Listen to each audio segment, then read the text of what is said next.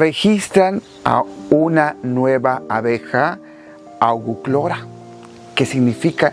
Esta abeja se llama la chula abejita del sudor y tiene un color verde muy hermoso.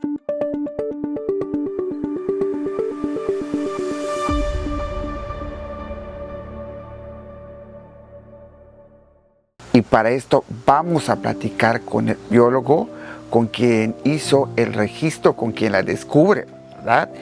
Es el biólogo Luis Fernando Nascimé. Biólogo, platíquenos de esta abejita, de esta chula abejita del sudor. ¿Y qué es eso de Augoclora?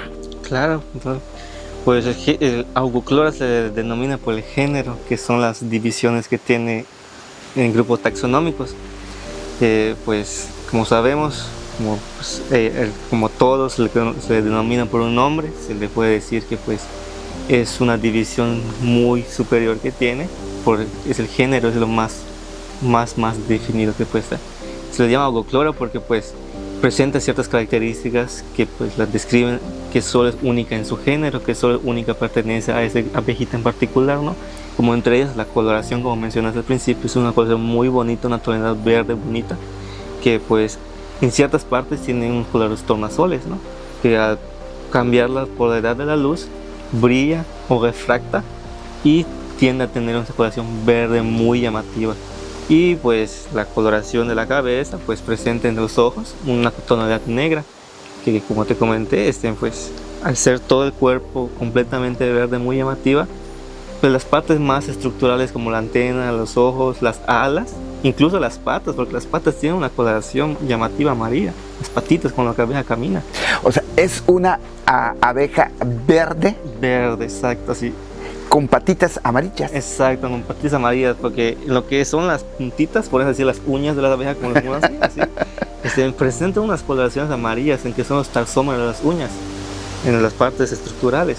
Entonces, lo que son entre la base que es del cuerpo, que se pueden decir lo que son las coxas, los hombros, son una tonalidad negrita, o sea, negrita verduzca. Un verde como que muy apagado, muy negro, un verde militar, se podría decir así. Pero el cuerpo, en lo que es el abdomen, la pancita, la espalda, el tórax y así parte de la cabeza, es un verde muy llamativo, muy inflorescente, así muy bonito, la verdad. Y cuéntanos de esta chula abejita del sudor. Quiero que igual me cuentes dónde busca su alimento. ¿Pecorea? ¿Produce miel? Claro, esta abejita sí pecorea, o sea, en cierto modo pecorea no es una abejita generalista que digas que en un cierto grupo de plantas. Por ejemplo, suponiendo que digamos que el cicilcheno, solo el cicilche pecorea, no, esa abejita se pecorea a casi todas las plantas que tengan la disponibilidad de alimento que puede obtener, en ese cierto el polen. Y si produce miel, produce unos potecitos de 3 a 4 potecitos de miel. Esa miel mayormente se utiliza para la subsisión de su pequeña colmena que es, porque pues es una abeja social, no es una abeja eusocial. Social se refiere a que es una abeja solitaria que no presenta una colmena estructural. La eusocial ya es una colmena ya dividida por jerarquías. Esa abeja solitaria, pues como te comento, su obtención de polen y miel que produce es para el desarrollo de sus larvas y ninfas, larvas que tiene, y las ya que están en estado casi de eclosionar, porque pues los va alimentando, aumentando, y cuando rompen el ciclo ya para eclosionar, esas abejitas, al ser sociales, no se quedan en lo que es colmena, sino si la abeja que ya es, en este caso la social que ya puso el huevecito, se puede considerar una abeja reina, sus crías o su primera descendencia, que es la primera generación, sale del nido, no se queda. Es una característica muy marcada porque pues no es una social, sino son solitarias. Se puede destruir lo que es en el sureste de Norteamérica, o sea, en partes estructurales como entre Colombia, en Yucatán, parte media de México, ¿no? Ha habido reportes de otras abejitas que se encuentran en lo que es la parte norte del estado de América, pero pues en el género Augoclora, esta especie en particular se dio a conocer o lo logré catalogar entre esos muestreos que hice en temporada de que entre son de lluvias y secas. Y pues nos dimos cuenta que estaba mayormente relacionada con las plantas de ese tiempo que tenían esa floración abundante en lo que es alimentación. Y esta abejita mayormente lo podemos encontrar en troncos ya viejos, ya podridos, por así decirlo, en ranuras que sean muy específicas, muy pequeñas, aproximadamente de 4 a 5 milímetros de diámetro, donde esas pueden hacer su nido.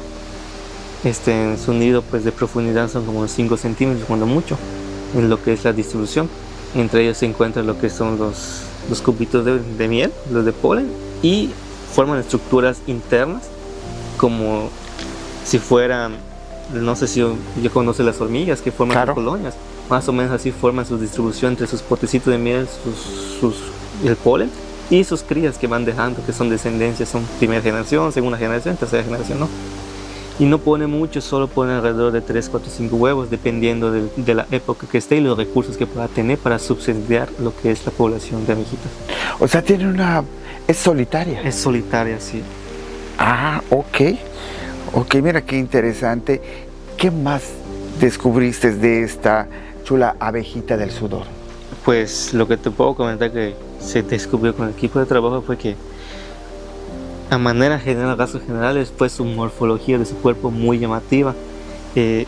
Primero, para empezar, el color. Es un color muy llamativo, muy verde y luminiscente, que a comparación que sabemos que cuando la temporada de lluvia está muy a su apogeo, el monte es verde, ¿no? Pero ese verde que te comento es un verde muy llamativo, muy luminiscente. Otra característica que te comento son las patitas, como te comenté al principio, las patitas que usa para caminar, son de una coloración o tonalidad amarilla. Esta tonalidad amarilla se le da por las cerdas que tiene, las pilosidades que tiene. Son como nosotros que tenemos el cabello, ellas la tienen en sus patitas y en partes de su cuerpo. Por ejemplo, en la cabeza, en las partes que son de los ojos, en lo que es el clip y la mandíbula, presenta una franja de silosidad que es característico también de ellas, pero en tonalidad verde, ya no es tonalidad amarilla. Y esta chula abejita del sudor, ¿hay diferencia de tamaños en machos y hembras? Ligeramente presenta un dimorfismo sexual a lo que le llamamos nosotros, pero sí es muy poco marcado. Entre ellos son entre 5 a 11 milímetros dependiendo del tamaño, ¿no? El macho, y la hembra pues puede llegar a tener hasta 6 a 12. O sea, ¿es más grande el macho? El macho por lo general es más grande, porque hay ciertos grupos de especies ahorita que pues tienen dimorfismo sexual, o que pues la hembra por lo general es la más grande y el macho es el más pequeño, ¿no? Pero en este caso pues nosotros nos dimos cuenta que el macho es un poquito más grande que la hembra. Claro que pues por ciertas cosas de la naturaleza, ¿no? Pues a veces cambia esto. Claro. Y sobre todo que hay que conocer a esta chula abejita del sudor, porque se puede confundir con moscas. Sí, me ha tocado muchos casos de que pues a veces me encuentro en otros lados, otros pueblos, por ejemplo en mi pueblo natal, San González, que a veces me dicen, mira una mosquita, me dicen, ahí la veo bien y es una abejita. Claro que pues a veces por las ciertas coloraciones que tiene la abejita, pues puede llegar a pensar uno, es una mosca. Porque pues como sabemos las moscas pues tienen, no sé, esa coloración, hay ser llamativas, ¿no? Por el ojo que tienen, ¿no? Pero esta abejita no es una mosca, es una abejita con una coloración muy verde, estructuralmente más alargada que una mosca, más delgada, y pues como te comenté, las patitas ligeramente llamativas de color amarillo. Pues muchas gracias, biólogo, de verdad, gracias por compartir con nosotros, ¿verdad?, esta información y este registro, este descubrimiento, claro, sí, que usted hizo, ¿no? Y pues acuérdese que tener la información certera, eso nos hace crear más conciencia.